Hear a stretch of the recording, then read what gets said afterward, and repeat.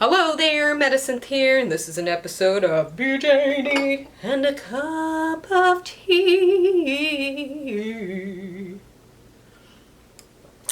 Today I'm going to talk a little bit about the pros and cons of body blushing. Last video I discussed face-ups and how to do a custom face-up. In that video I discuss all of the stuff that you need, supplies you need for doing face-ups. Those same supplies apply to body blushing. It's the same exact concept. The body blushing is just the all body. So I'm not going to go into the how to do a body blushing. Today I'm going to talk about why or why not. Would you want to do a body blushing? Is it necessary?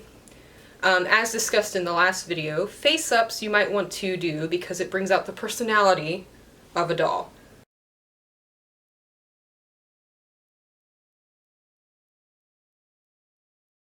When there's no face-up, it just kind of is left to the shadows. But then again, like, look, grumpy, happy.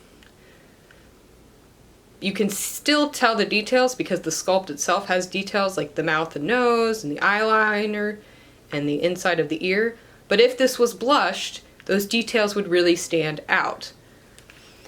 So face-ups are very important for that because the face is the personality of the doll. Body blushing is not as important. I'm just going to be real with you. The body blushing is really an artistic choice. It's a personal choice. If you're buying the doll, like I had my ice queen in the last video, and you're buying a full set and it includes a body blushing, go for it. If that's what if the face up and the blushing come together anyways, go for it because why not? I personally love body blushing, so I'm gonna get you. I've done a lot of body blushings myself because I like them, and I'm gonna show you why. So let me see if I can zoom in on this. Alright, so here you see these amazing little details on her little hoofed feet. Her blushing is all chalk pastels. There is no acrylic paint or anything else done for this. This is just chalk pastels and the Mr. Super Clear flat. It's kind of faded now. I've had this blushing done for years. That can happen over time, especially since it's just the pastels. It's not like acrylic paint. Acrylic paint lasts longer. But it's still you can see the details. So why get a body blushing? If you've got something cool like this, and it's got these like amazing details in the sculpt, a body blushing really will bring out that detail.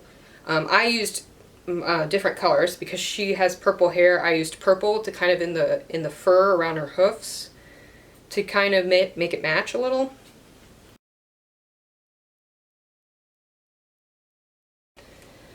But that's what a body blushing would be for. Is it necessary? No. No. Body blushing, I like it for an aesthetic reason. I like body blushings because of photos. One of the things that I really enjoy with my dolls, and in this doll hobby, is doing doll photography. Setting my dolls up in little scenarios and scenes, and taking pictures of them doing things. That's something that I super enjoy. Having them fully blushed makes them show up and look more natural in those photos. If you are only using the dolls because you like them and they're just sitting around, then it is completely up to your personal preference whether or not you want to do any blushing on their bodies. Face-ups, again, pretty standard. Let me show you another one. This is a company body blushing. So that was mine, I did. So this is what a company did. So this would be a company. This is not an Asian ball jointed doll company. And I had a little opening video on this little like Kodome. So the forest sprite. And I love it because it really, again, it brings out the sculpt. The natural things. You see all the cracks in the bark, the green in the leaves, and even this little acorn, it's not a real acorn. It's like a little sculpted acorn. So it really brings out the sculpt for photos, especially because it's like it would add some texture to the muscles or the veins or different aspects of your sculpt. Those are the pros. They look great in photos. Now, the cons. Alright, so here I have my little dragon egg. The cons of body blushing would be the blushing can and will chip on the parts where the joints are. So you see his wing? I don't know how close I can get that. So I think you can see it's a little bit chipped in that joint. There's some scratch and wear in the joint here. So if you play with your dolls a lot and you move them around a lot, a full body blushing like this, where the doll is actually like this grayish, almost, it looks white here, but it's like the light gray of Lear in those two dolls earlier. Like you can see even here, from here, the places where the blushing isn't, and where it's not in the joints or where it's been scratched. So it's really obvious in a doll like this, with it such dark colors for the blushing, it's going to be super obvious with that light resin when it gets scratched up. And it's going to get chipped and scratched and worn away at the joints. No matter what doll you have, and even, I don't really even play with this very much, and you can see it's already kind of worn away at the joints. So whether you play with them or not, that's just something that's going to happen. Here's another example. So he's also accompanied full blushed, and you can see in the joints, they didn't even blush in the joints. I recommend not blushing in the joints. If you're going to do a body blushing, don't even bother blushing the joints. It doesn't even matter. They're just going to wear away. He literally just sits in my little cauldron cup over there, and that's it. That's his whole life. He spends his whole life in the cauldron cup. But he's got some wear and tear around the joints. See the back of his head? You see that? It's scratched up here. I don't know if I can show it there.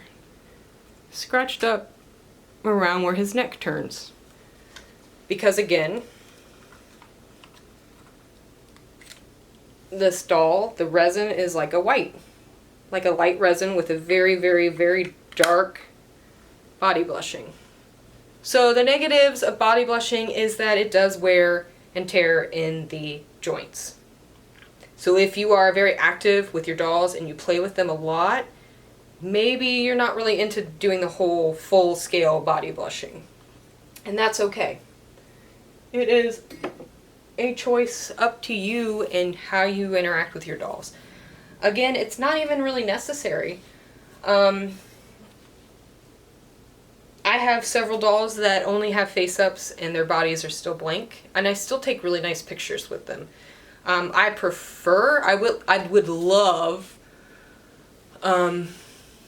would love for all of my dolls to be fully blushed head to toe, because to me, I love that. I think it brings out the sculpt. I think it does a lot for photos. It's a preference that I enjoy. However, I am totally okay with some of them not having it because I just don't have the time to do it.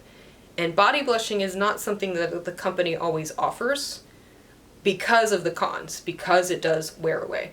If you don't want to do the full body blushing, like you don't want to do like knees and stuff where the joints are, doing the hands is a good idea. Like the fingers, a good blushed hand can add a lot to your photos, especially if you're going to be doing photos where their hands are touching their faces. There's like a lot of like, you know, this.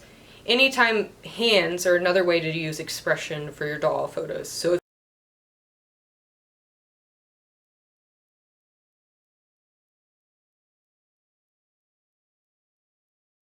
if you don't want to do the full scale body blushing, a face and hands would be great. And if your dolls are barefoot, maybe some feet. That's totally up to you. That's an option to kind of still get a nice, you know, compromise without doing the full scale. So that is what I have for body blushings, pros and cons. This was a much shorter video than some of my other ones. If you have any questions about body blushings, in my experience, again, I don't always take my dolls apart to do the body blushing, but if you're doing like dramatic blushing, I do recommend it. Because if you're trying, just don't get the joints. So that's it from me. Thank you so much for watching. Look forward to more videos in the future. Bye!